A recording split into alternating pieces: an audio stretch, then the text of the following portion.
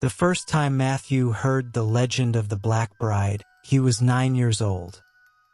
His grandmother told him about the old estate outside of Greenville, the one shrouded in mist and sorrow, where a bride had died on her wedding day and cursed the halls forever.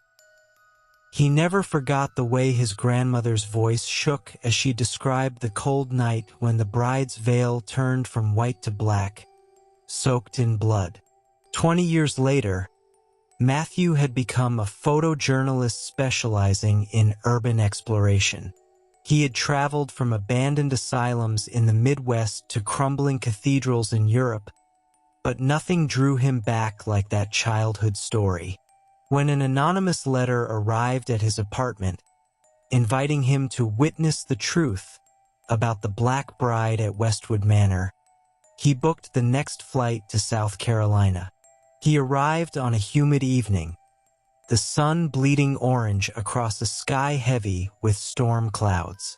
Westwood Manor stood like a monument to grief, 3 stories of blackened stone, its turrets clawing at the sky. The iron gate creaked open as if pulled by invisible hands.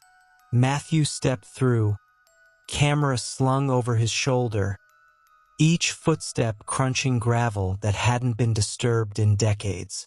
Inside, the air smelled of rot and regret. The grand foyer was choked with tattered curtains and furniture covered in white sheets like ghostly sentinels. His flashlight beam cut through the darkness, illuminating portraits of the Westwood family. Pale faces with eyes that seemed to follow him. As thunder rolled in the distance, Matthew called out, "Hello!" But only the echo of his own voice answered. He moved through the manor, each room revealing pieces of the story. In the ballroom, shards of a shattered chandelier glittered like frozen tears. In the library, an open Bible lay on a pedestal. The page turned to verses about death and eternal slumber. He remembered how his grandmother described the wedding. A stormy night, a groom who vanished moments before the vows, and a bride found dead at midnight, hanging in her gown from the grand staircase. A sudden crash upstairs made him jump. He hesitated, but curiosity pulled him up the spiral staircase. Halfway up, the temperature dropped sharply, his breath visible in the beam of his flashlight. He stepped onto the landing and saw her, just for a second. A woman in a wedding dress, face hidden beneath a veil as dark as midnight, gliding past the end of the hallway. He ran after her, calling, "Wait!" But when he turned the corner, the hall was empty except for a gust of icy wind. He caught a glimpse of a door slowly swinging shut. He pushed it open and stepped into the master bedroom. The room was preserved as if frozen in time.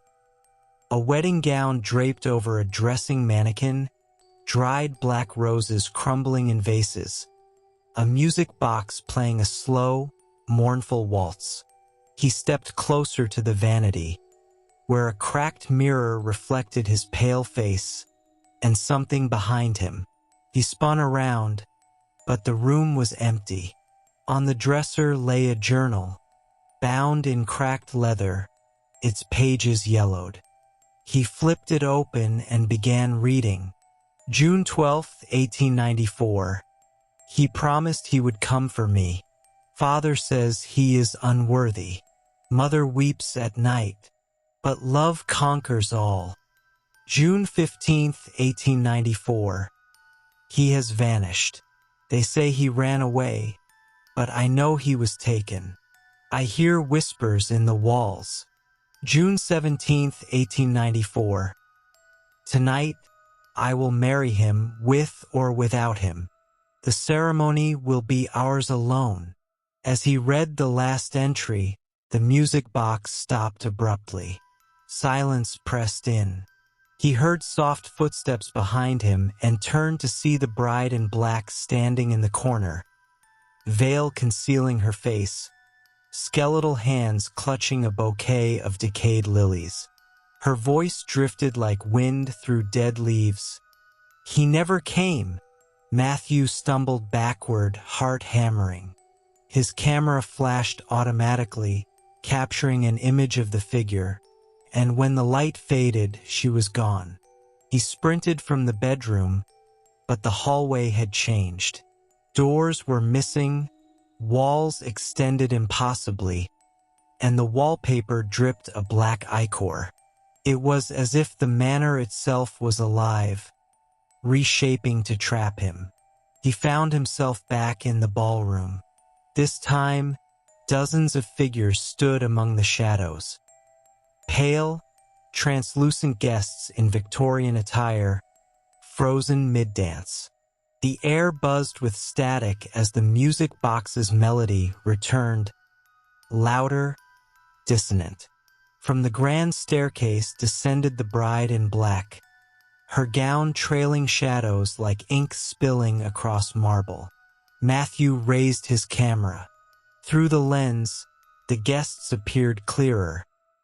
Gaunt faces, hollow eyes, mouths sewn shut.